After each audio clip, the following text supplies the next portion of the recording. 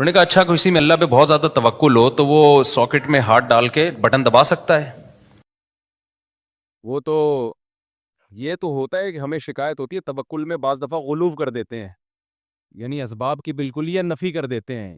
تو توحید میں غالی تو کہا جا سکتا ہے کہ بالکل ہی اسباب کی نفی کر دی. بعض لوگ ایسا کر رہے ہوتے ہیں کہ کچھ کرنا ہی، دکان پہ تالا ہی نہیں ڈالنا اللہ پہ. تو ہمارے ایک دوست تھے دھولی میں وقت لگا کر رہے ہیں، مسالہ زیادہ لگ گیا.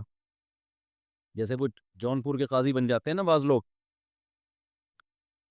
مسالہ زیادہ لگ گیا تھا نا، جونپور کا قاضی بن گیا تھا ایک آدمی، تو ان کو مسالہ زیادہ لگ گیا. اب ہمارے استاذ ایک عالم بیٹھے ہوئے ان کے پاس، وہ کہنے لگے کہ حضرت اللہ سے ہوتا ہے، اللہ کے علاوہ سے نہیں ہوتا. ہمارے استاذ کو شرارت سوجی تھوڑی سی. انہوں نے کہا اگر بجلی کے اس میں ہاتھ دو سوئچ میں اور بٹن دبا دو تو اللہ سے ہوگا، کیا ہوگا پھر؟ یعنی انہوں نے کہا ان مرو گے کہ نہیں مرو گے؟ انہوں نے کہا اگر اللہ چاہے گا تو مریں گے، اللہ نہیں چاہے گا تو نہیں مریں گے. بات بالکل صحیح ہے. انہوں نے کہا اچھا کسی میں اللہ پہ بہت زیادہ توکل ہو تو وہ ساکٹ میں ہاتھ ڈال کے بٹن دبا سکتا ہے؟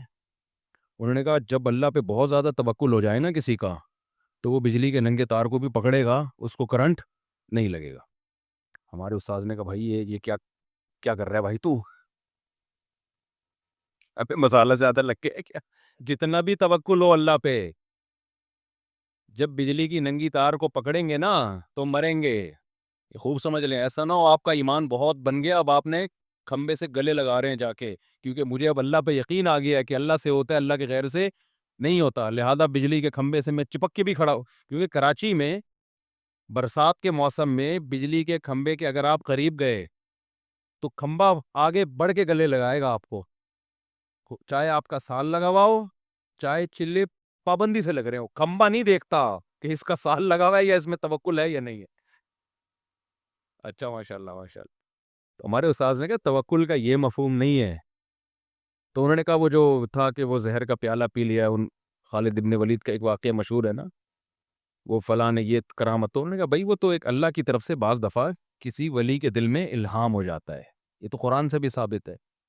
اس الہام اتنا یقینی ہوتا ہے کہ اس ولی اللہ کو پتا ہوتا ہے میں یہ کام کر لوں گا تو مجھے نقصان نہیں ہوگا. تو اگر ایسا الہام کسی کو ہو گیا اور اس کو یقین ہو گیا تو پھر وہ اللہ پہ توکل پہ کر لیتا ہے. لیکن نارملی اس کا توکل سے تعلق ہی نہیں ہے. جیسے ایسے واقعات ہیں نا، کڑھائی میں ہاتھ ڈال دیا، تو ایسے واقعات ہوتے رہے ہیں، کچھ نہیں جلے. تو یہ اس کی اجازت نہیں ہے کہ آپ کا اللہ پہ بہت توکل ہے تو آپ نے پتہ چلا جی کڑھائی میں ہاتھ ڈال دیا کہ مجھے چونکہ اللہ سے ہونے کا یقین ہے لہذا میں ہاتھ ڈالوں گا کڑھائی میں. تو نہیں، جتنا بھی اللہ سے ہونے کا یقین ہو کڑھائی جلائے گی آپ کو، کیونکہ اللہ سے ہونے کا یقین کا مطلب یہ تھوڑی کہ کڑھائی جلائے گی نہیں. اللہ کہے گا مجھ سے ہوتا ہے تو کڑھائی جلائے گی تو میرے آرڈر سے جلائے گی نا، اس میں کون سی بات ہے؟ جو ہم تکے بناتے ہیں کوئلے پہ تو اس میں گوشت رکھیں تو بھی تکا بنے گا، انسان کو پھرو دیں تو بھی کیا بنے گا؟ تکا ہی بنے گا اس کا. تو ابراہیم علیہ السلام کو جو اللہ نے بچا لیا وہ تو اللہ نے معجزاتی طور پہ بچا لیا. ان کے پاس تو بچنے کا آپشن ہی نہیں تھا نا. ابراہیم علیہ السلام اپنی مرضی سے تھوڑی جا رہے تھے آگ میں، لیکن اپنی مرضی سے آگ میں چھلانگ لگانا اس نیت کے ساتھ کہ اللہ بچا لے گا، خودکشی کا گناہ ہوگا. اگر چھلانگ لگا لی تو مرو گے اور خودکشی کا گناہ ہوگا.